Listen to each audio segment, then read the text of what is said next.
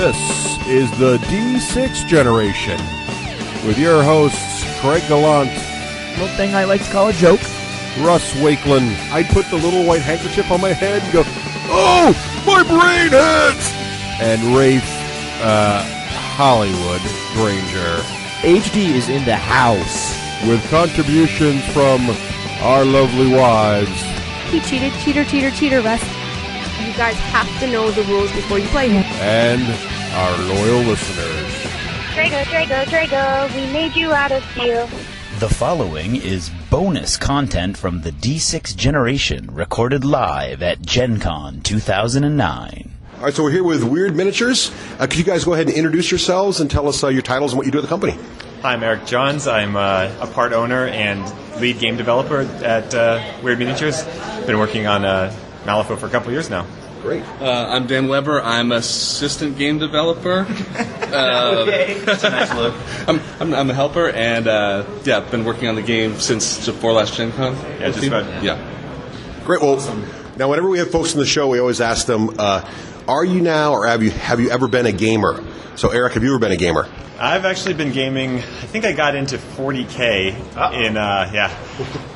back in college, which is 96. So I've really been playing for about 12 years now. I kind of got out of 40K and got into painting, and did that very competitively, actually. Multiple Golden Demons, variety of other awards. I got up to, I think, number 8 on Cool Mini or Not ranking. Ooh. I'm down to 28 now because I haven't painted much since I've been working on this game. Yeah. But all the way down to 28, folks. All the way down to 28. All the way down. It's all, but I've painted about 3 things in the last 2 years since I've been working on the game. But and then obviously, I've played a ton of other games here and there, but nothing quite as intense since I've really gotten involved with this one. Great. How about you, Dan?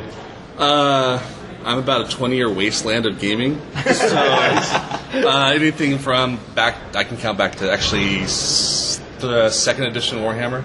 Redbox D&D, that was the first touch. Redbox, old school. Yeah. If it's got a board, if it's got a card, I have probably heard about it or tried to play it at some point, or just read it and enjoyed the read. But yeah, I come from a lot of different backgrounds with that. Yep. CCGs, trading cards, whatever it might be. Miniatures, definitely. So now, you have a question? Yeah, I have a question. We're talking about Malifaux is the big release here at Gen Con. Right. And it's sort of as a different development arc to most games. Most games came up, somebody had an idea in their head, they made the game, and then they went out and got some miniatures. How is Malifaux different? What's the basic development arc for Malifaux? Well, we really started, Nathan and I started working on Wyrd Miniatures almost 5 years ago now. And it was really we actually met on the forums of Cool Mini or Not. There we go again. and I was a painter. He was just sort of a fan, but he thought, we can do this. We can make miniatures. I have good ideas. So we did our first 4. I painted a couple of them up, and they got a good response. Victoria Sword Mistress was one of our first miniatures, or in that first release, and she's still our biggest seller. Yeah. So that model alone really drove the whole project. It's an awesome model. And then we kept making miniatures. First year we came to Gen Con was 4 years ago, and we had 12 models. I think our entire line was 12 models. We shared a booth with another company. We had really no business being here. We had nothing to sell, but we actually did pretty well. By the second year we came back, got our own booth, and that's when the questions started. The questions of, we love your miniatures. We had probably about 30 or 40 at that point. We love your miniatures. Tell me there's a game. Where's the game? So we're like, okay, we're thinking about it. We were thinking about it. And so we left Gen Con and we're like, we should probably make a game. We started with a couple different people who, for one reason or another, the game just wasn't working out. We knew we wanted to do a card mechanic, take a different twist on it. So right off the bat, it was get rid of dice and go with a whole new, as Russ would say, paradigm. Yeah, I think innovative mechanic. Yeah. Indeed. And at that point, it was. Obviously, Games Workshop, Private Press, Rackham. There was a ton of dice games, really going strong. And so we just thought, okay, maybe there's not another room for another dice game, so we got to do something different.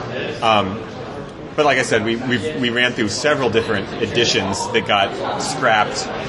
We took the best 5-10% of it, started over, got new people involved, and I eventually just said, okay, I got to take control of the project because I was obviously at that point I was part owner of the company, and I had the sort of investment to make sure that it worked. There you go. So that's really when the ball started rolling. We still scrapped one of my first editions. I think we scrapped the whole thing 5 times before we got to where we were. I mean, it was always the cards added too much complexity and made the game too slow, made the game too cumbersome. So we just really kept trying to refine. Now, in this process, did you ever start having doubts about the card mechanic and think maybe, or was that that was your one key thing you were going to stick to? Yeah, we did, but it kept coming back to the fact that we thought it was really neat. Yeah. I mean, we just thought that there were a lot of things you could do with cards that people might not have seen yet, might not be really present in other games. I think that was about the time that Dan really got involved, because I mean he came on as, I think, what we'd like to call an alpha tester, but it was really an application for development help at that point. Please help us fix this. But I'd love to hear his impressions on. Well, and funny enough, I'd go back real quick. Funny enough, when you were talking about you were a miniatures company first, loved seeing them. I'd see, weird. That's a neat idea. That's great. I am a gamer. I need a game for this to go with, or else no reason. I don't paint as much as Eric does. I think I'm number 20 billion on implementing. In the 20s, though. Sort of. Yeah, in the 20s, sort of. Yeah. But it was really, once there was something, I mean, they were always good proxies, and I was a big War Machine player. I love playing War Machine, helping them out with that stuff. But there wasn't a game for it yet. So for me, it was like, I need a game for this to go with, give myself an excuse to buy some product from it. And a friend of mine said, I heard they're getting playtesting going. And so we volunteered and signed up, and the more we got involved, the setting spoke to me because I liked the anachronistic feel and just a little bit of everything, which, again, was important to you guys to make sure the miniatures were all available in the game. Excuse me. And just kind of went from there. And I didn't ever think, and again, you had iterations before I ever saw it, and I didn't believe in the cards. It was just that this can work. We can make this work. It's how do we make it a miniatures game that uses cards versus a card game that has some miniatures you push around the table. I see. And it was really to make sure that the cards shone, but it still made it a miniatures game that was fun to play as a miniatures game. And those just lent themselves to the mechanic of the game. Right. And that was the hard part. We really wanted to make sure, I mean, this was over and over again, we didn't want a complex to use 13-sided dice. Right. Right, okay. We always said, okay, what is unique? What can cards you bring that's unique to a game that's not just a 13-sided die? Right. That happens to be in 4 suits. And so that over and over, we really focused on that. And then, as the game developed, it's a big benefit other than trying to now get stack cards in everyone's hands. And now that the game's out, 80% of the models are provided. Yeah. Pretty much, they're either out, they're going to be out in the next month, and probably within 6 months, it'll be 100% supported. Every model. I mean, there's 100 entries in the book for models you can play. I mean, I think it's filled compared to most other releases. And huge range. And you will have 100% of those models available within 6 months, probably. So you got 4 factions right out of the chute, starter box, or 5 factions, right? And then starter boxes for multiple starter boxes per faction, right? Right. We actually, I mean, there's 15 masters in the game, and we have 14 masters with starter boxes available at Gencon. There's one more that his models just aren't done yet, so the starter box isn't here. But that one we expect in the next month or couple months, really.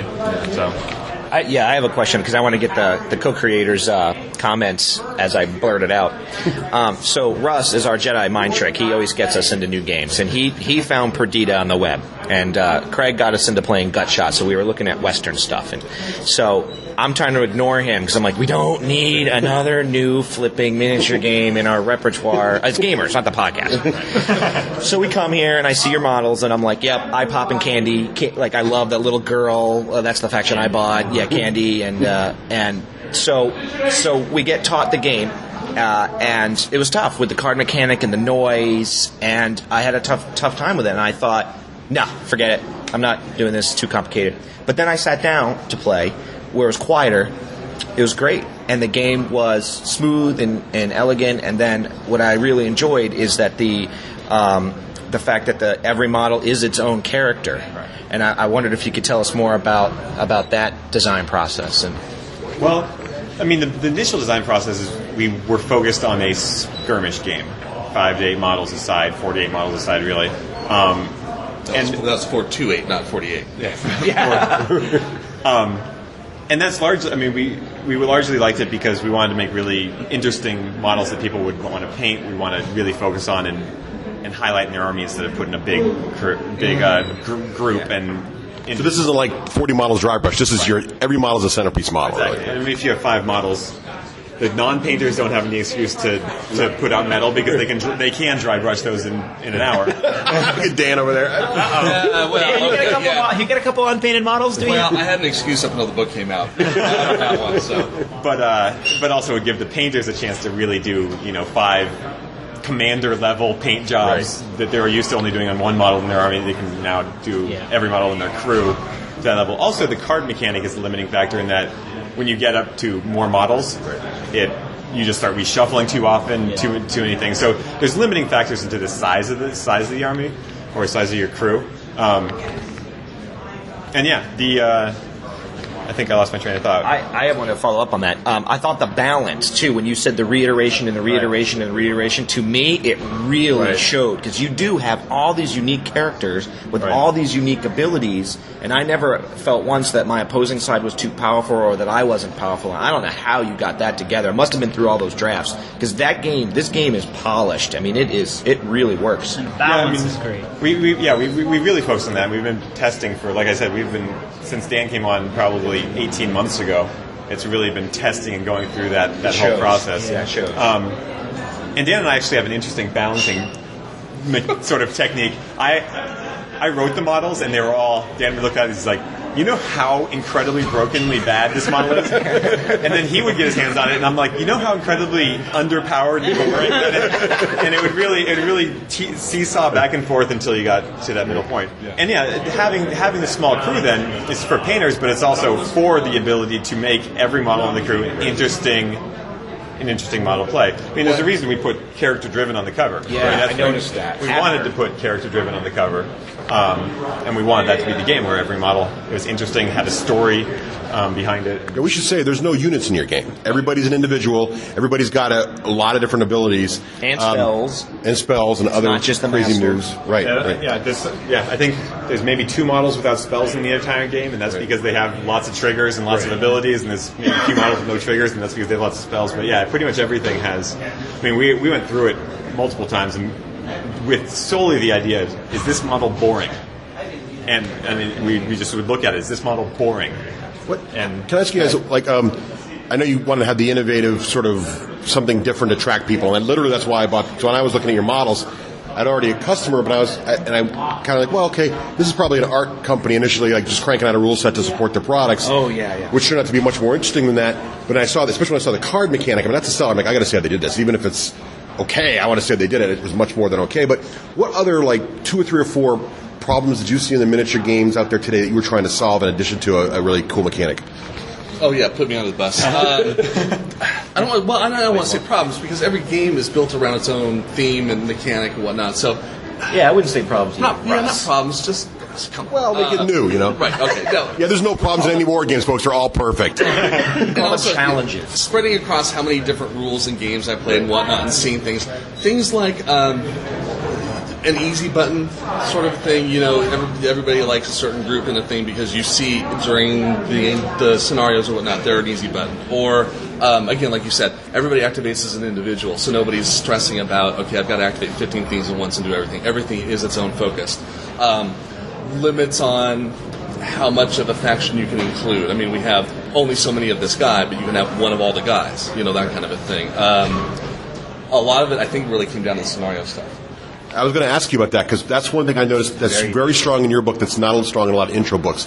It seems like in many other games when they release, the scenarios are very simple or 1 or 2, and you guys not only have a lot of scenarios, but you have a lot of terrain, special mechanics, and a lot of different objectives to do. And what was the thinking behind that? In the secondary. Describe the scheme system a little bit. How does that work? That was Dan's brainchild. I just edited his work. We call scenarios encounters because it sounds cool. And basically, instead of saying, well, you're going to play for victory points and just kill guys and they're worth points, you set up a random scenario with, like in a strategy, sorry. Each guy randomly determines a strategy. Now, again, if the players want to pick them, we're not going to come to your house or anything like that. We could if you want, but we're not the scheme police. Yeah, we're not the scheme police. We're not the strategy cops. And that dictates what your overall objective is for your team. Whether it's kill an opposing leader, kill all of his guys, grab a location. No, I mean they're like take and hold and breakthrough type stuff because again, there's only so many scenario lanes that you can do. But both players have a different one. They may coincide because you happen to get the same one, but they're different enough that you may be trying to assassinate my leader, I might be trying to just break through your guys. In addition, to keep away from things like, victory point sniping in some games and whatnot, you can balance that out with what's called strategies. Schemes. Sorry. More schemes. Schemes. And those, we actually have one themed for each faction, so the factions all have their own individual that talks to their character-driven background. And those are optional.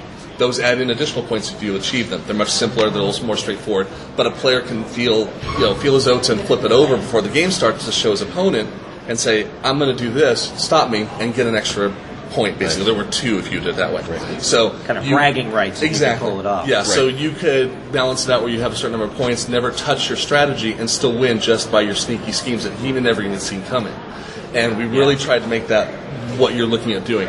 It's still, you can play it competitively because it is a victory point type of thing. You can still do what you want with that. But it takes away the emphasis of killing models is the only way you win the game, or killing your leader is the only way you win the game. It took that off. You kill the leader in this game, the rest of the guys keep on going. Somebody else has to take over the crew. Might as well be this guy. We've had games where the side that actually loses every model on the board wins the game. Just because they had achieved a certain number of their schemes and stopped the other guy from teaming his strategy and schemes. And it just happened that, I got 2 victory points from my schemes and you got 0, even though I have no models left. I just slowed you down enough by throwing my bodies. Right. Yeah. But also, it really ties into the fact that we wanted to do a characterful, It's not just a throw down and a fight. If you read the book, many of the masters that you will have fighting on the board in the book are talking and hanging out. It's not just immediately, I see you and we want to fight to the death.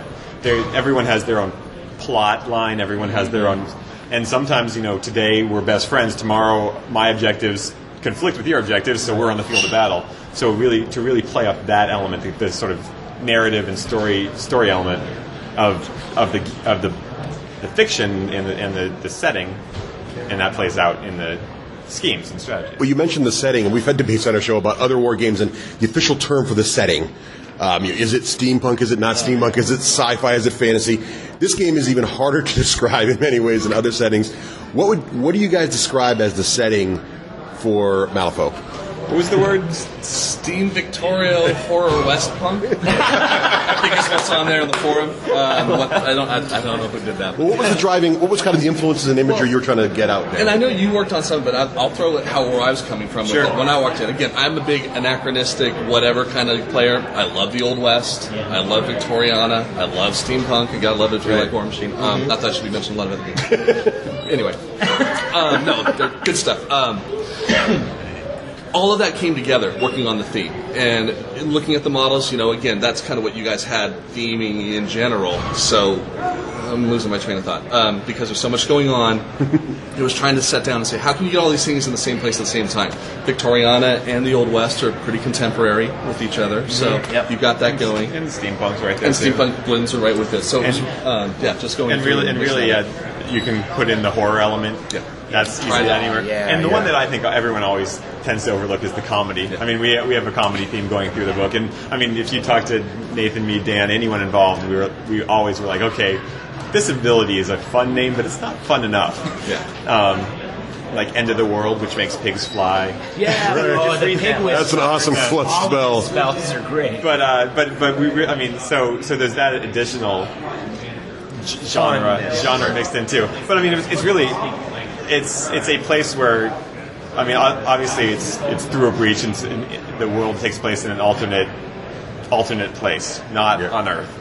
And really, it's almost like going to a new land where different elements all go there separately and have to figure out how to mesh and interact together. It kind of reminded me a little bit of the Gunslinger novels, where you have this cowboy, but then all of a sudden he's in modern times, and then he's in this other weird places. Are some of those influences involved in the game a little bit, or just is that sort of the kind of area you happen to end up in? Not so much for me, but I'm sure they're in the back of the mind of some folks. I mean, it's hard not to see some of that in there. Yeah, it was. There was a lot of different stuff. I know. I can say when I was picturing the city of Malifaux, in Malifaux, it's both the thing. I was seeing Perdido Street Station a lot. If anybody's read that novel, that's a kind of a steampunky sort of novel with this sprawling ancient city that extends and extends and extends. And outside of that, you have this other stuff, but you have this mysterious towering buildings, but very steampunky Victoriana feel to it. And I had that in my head a lot. And then the Old West was very much, anything that involves the Badlands and whatnot. So I had that going, but a lot of input from the fluff was just everybody building off of what everybody else's ideas were as they went along. You guys had set a framework before I even got there, and really just kept going from there. How much of that was driven by you already had some truly bizarre models in your range? Was it hard to fold?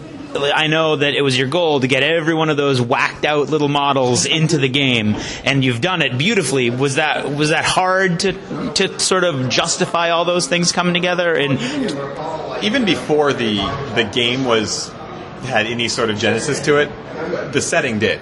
Okay. And the setting actually came in probably around, right after the first Gen Con, when we had 12 to 15 models. So in your head, they all lived together the whole time. Right. And and so when there was only 12 to 15 models, it wasn't hard to, the setting kind of grew out of that, but then the rest grew out of the setting. Right. So there wasn't much feeling of trying to shoehorn or really put something that didn't fit.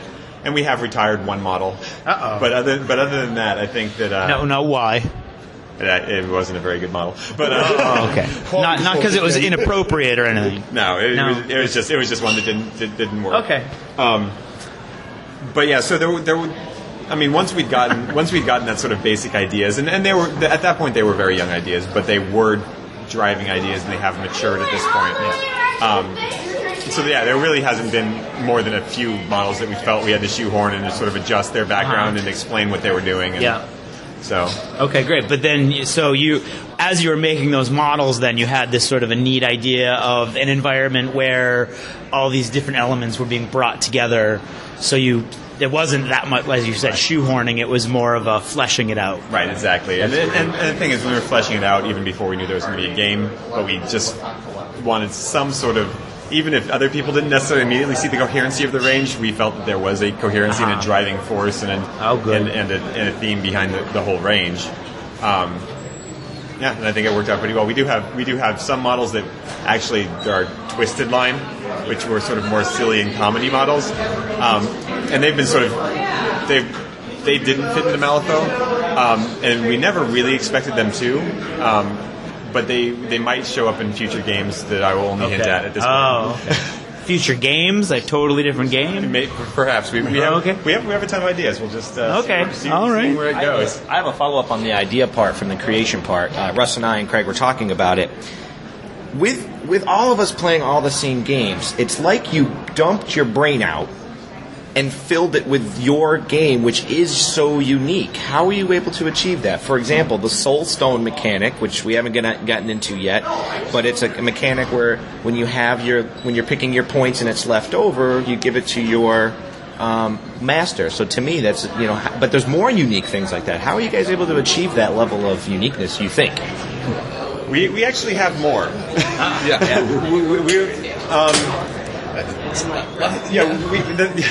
I don't quite know. Maybe we're just really inventive people. Some of it came from the iterations during playtesting. Soulstones was always in there, but it played a different role as things went along, and as we filtered and we tested and said we want to make it fun and simple enough to grasp, it went from a much more complicated mechanic to where it is now. I mean, it was in there, but we took it to where it is, and then it just kind of clicked. Okay. You know, there was a lot of the things that we got here had a clicking point. It was always in there for you. I had to write it the first time. There we go. Right, But Soul Stones are central to the whole story, right? Yes. And that helps quite a bit. Yeah, so we want to make sure those are integral in how they played the game and fit to the set. Right. Yeah. But yeah, I mean, the thing is, it was also going back to the character, like you said, the story. It comes from the story. We wanted something that was from the story, that wasn't just points. I mean, I think we all still catch ourselves saying how big a point game do we want, and then we go no Soul Stones. But why don't you describe that briefly for our listeners, real quick? A good idea. How does the army creation and Soulstone part crew creation, and Soulstone part work real briefly? So I mean, basically, there's 2 levels of game: a scrap, which you get 1 master for free; a brawl, you get 2 masters for free. The masters are always free. And then after you decide whether you're playing a scrap or a brawl, you decide the Soulstone value. Like the tournament we have going on tomorrow is a 25 Soulstone scrap, meaning you're master for free, and then you get an additional 25 Soulstones to sort of hire the rest of your crew. Every model then has a cost in Soulstones to be included in your crew. And whatever you don't use gets actually added to a cache. Every master has a cache value on their card. So say they have a Soulstone cache of 2, and you didn't use 3 of your Soulstones in hiring, you now have 5 Soulstones to use in the game. And Soulstones used in the game allow you to do just quite a few things. Redo your initiative flip, add cards from the Fate deck to your duel totals, healing, avoiding damage, any number of things, and that's really a balancing element. I mean, it really came in very handy when we're doing our starter boxes. You know, every starter box is not, for just thematic and for not wanting to, like for the Gremlins, we couldn't put $70 worth of models into a box. We thought that might be a bit out of line. So their box might be only 16 Soulstones, where another box is 25. However, those two starting boxes can still play it against each other because the Gremlins would just have Soulstones left over to use in the game for other reasons. Right. So for other miniature wargamers, basically, if you're going in an underpointed game because you just can't make your list work, or you don't have the models as your opponent does, there's a balancing factor built into the mechanic, which is kind of neat. It's very neat. Yeah, and that's also an army building strategy. Yeah. You know, I want to hold on to a few more Soulstones, so I might not bring as many guys. And there's definitely some elements that you definitely want, like the Victorias have the ability, they're twins, if you lose one, you have the ability to actually upgrade one of your other models into another one of your masters. But that takes a certain number I think it takes 5 Soulstones to discard. So right. And they don't have a cache. They don't have a cache. They're outcasts. Not that I've been looking at them carefully or not. But so there's actually design elements built in where you are going to want a cache in a lot of situations. Right. So now this is a difficult question, maybe. Possibly one of I need help choose Gremlins. An extremely innovative mechanic amongst many is that your master is free, like you just said. Right. And just judging by how publishing works, we know that you've been working on this concept for a long time. And until about 4 months ago, no one had ever heard in wargaming of the idea that your leader, the most powerful model in your entire force, is free. Right. How did you feel when news of maybe another company suddenly using what seemed to us to be the exact same mechanic hit the airwaves? Told you it was going to be tough. Well, I mean, ultimately, I've never played the game that you're speaking of. And so ultimately, I mean, I haven't been in that realm. Dan has been in the realm of that development a lot more than I have, so he might be able to speak to it more. I mean, I think ultimately it was one of those moments.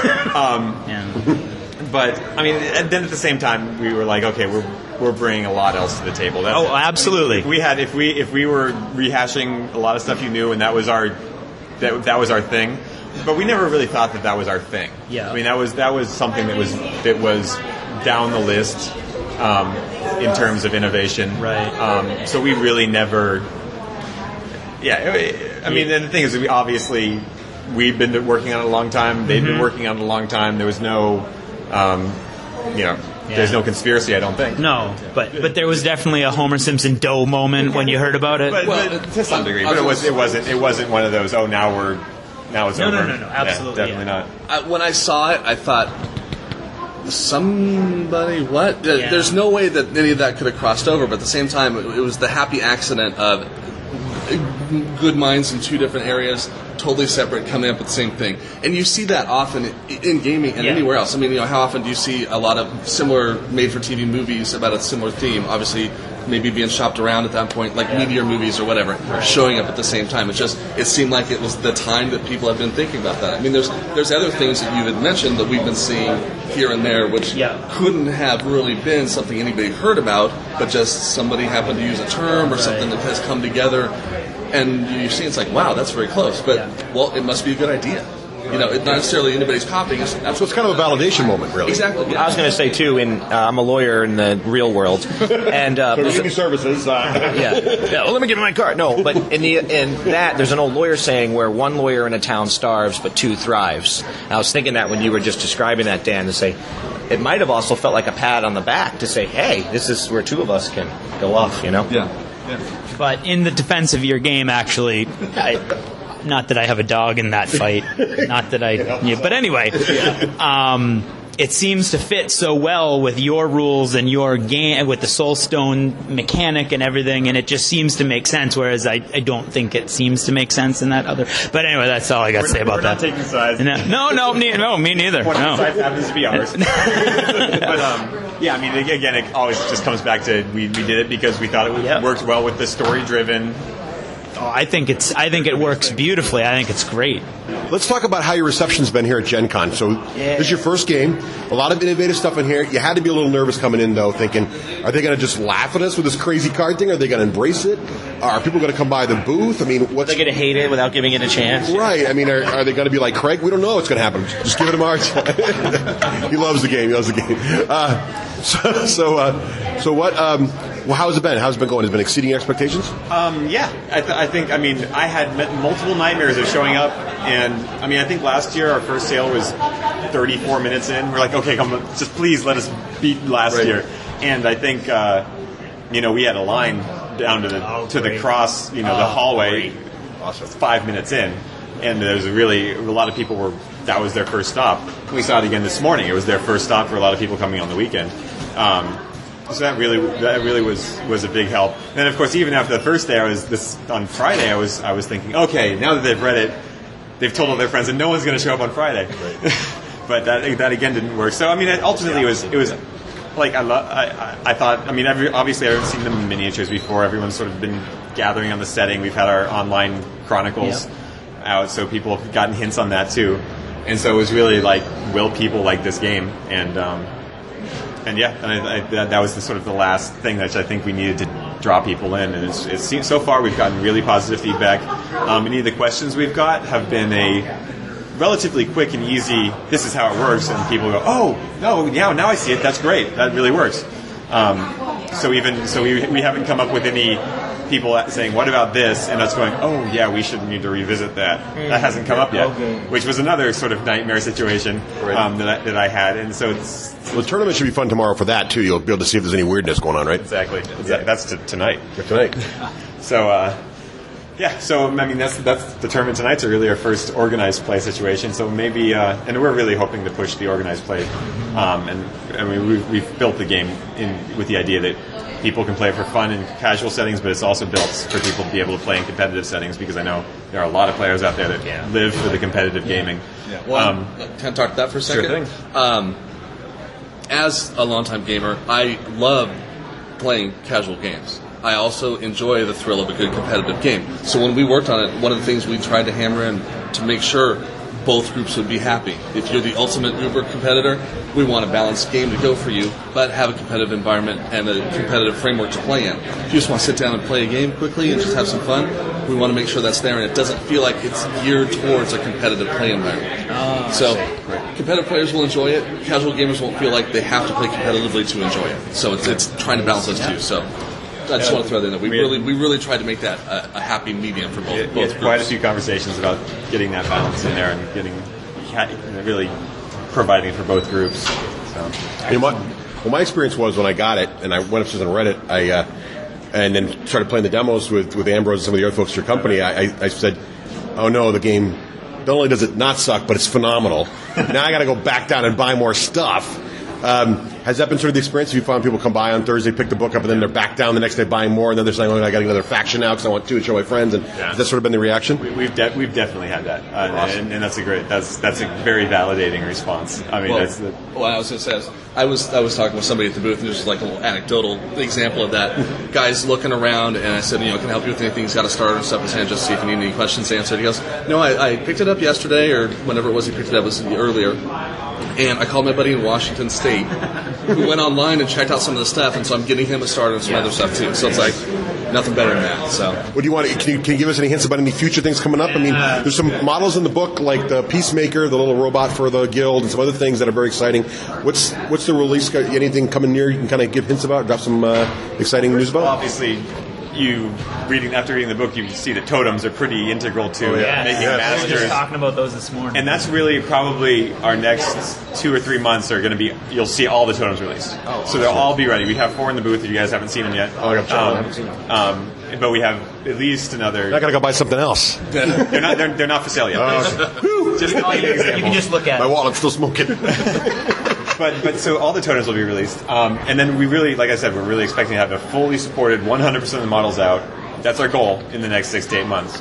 Now, one thing that actually happened, I sort of alluded to it earlier. We had a lot of stuff in the rules probably 3-4 months ago, and we sat down. And we're like, this is probably going to end up being a 350-page book with too much stuff. I mean, it's already a lot of stuff, a lot of new stuff. Mm-hmm. So we sat down and we really edited out everything that wasn't key to get going. Yeah. So, I mean, the result of that is now that we have probably our next 2 or 3 expansions to it, just to give tweaks in different ways. Additional masters, additional models. We probably cut 50 models because I think 150 models in the first book would probably be a little much. So it's like Star Wars. You set out to make one movie, you made 3. That's awesome. Essentially, so we really have. I mean, we were talking about it. The next book is we're probably going to start testing on it in a month. Oh, wow. We already have the what mechanics we want to add to the game pretty much down. We just got to iron them out. We have probably 2/3 of the models we want to add at that point, and we just got to balance them at this point. And then the next 2 or 3 after that even are set. We're talking about other games that in other ways might spin off like a campaign setting, more like a Mordheim type situation. We've had quite a bit of people asking about that as well. That obviously takes sort of a different take on it, so there'd be a different range of models to allow people to build and modify, and so really we have a ton of ideas, and we want to do them, and we love the ideas, and I think when Dan and I were cutting, and the couple other people too, we all had things we cut that we loved, but that weren't for. We didn't just cut out the bad stuff. We cut a lot of really good stuff that was just too much. Yeah. Right. Well, let me jump in on that. I'll say, give people who are listening a little bit of something to look forward to when they look in the book. Something we cut, which had been throughout playtests, so we need to do some more tweaking, but they've been tested along the way, is mentioned in the book.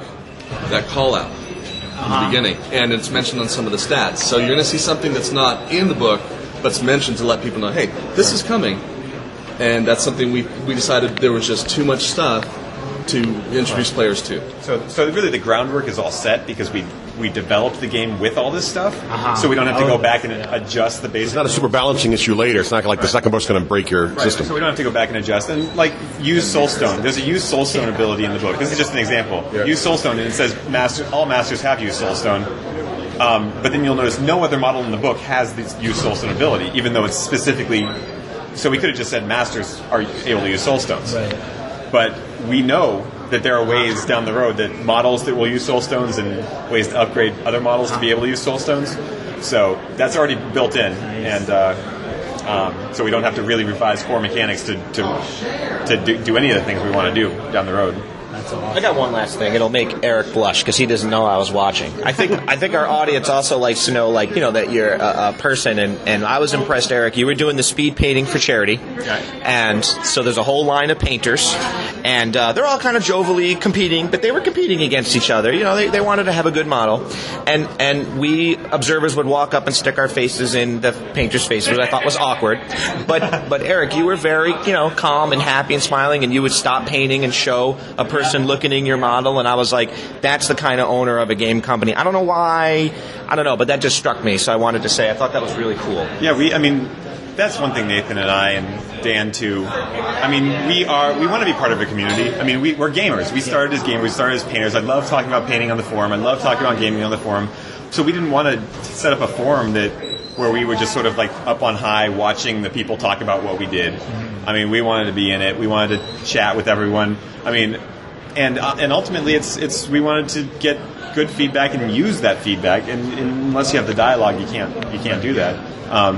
And so that's really been a focus from the start, that we wanted to be accessible. We wanted to be able to sit down with people. We wanted to. I mean, I've been doing demos in the booth just because I like showing the game and talking to people about it. So, I mean, I think that's just part of our personalities, really, of you know, ultimately coming from the gaming setting, but really wanting to do something. Approve. Where do you want people to go when they hear our podcast to go? Do you have a website, a specific URL? You can go to Malifaux.com, or you can, which is just getting set up. I think it might actually forward now to our Wyrd-games.net. With a Y. Wyrd with a Y. WYRD. And I think Malifaux now just forwards to weirdgames.net, but it will be its own website very soon. We're working on developing a place where people can really. I mean, it'll be nicely character driven too. Awesome. So that's coming ahead. We're working on flash demos to give people, instead of just a frequently asked questions, flash demos to actually have people see how cards are put down, and really use the website to be that play aid for people. So yeah, stop by. I'm on the forums as Eric J. Dan is on the forums as Kelthios. Yeah. Nathan is Nathan Caroland, and I think we're probably 3 of the top 10 posters on the forum. So we're pretty much in every thread and happy to talk about anything. Great. Well, thank you very much for your time, guys. Really appreciate it. Okay, thank you. Achievement unlocked. You've made it to the end of another D6 Generation episode, the podcast whose humor has universally been acclaimed as not too horrible. Please let us know what you thought of the show by either emailing us at info@d6generation.com or by posting in our official D6G episode thread at the top of the DACA Discussions forum on DACA.com. If for some inexplicable reason you actually enjoyed this show, you can help others find out about it by leaving positive reviews on iTunes. Thanks for listening, and happy gaming.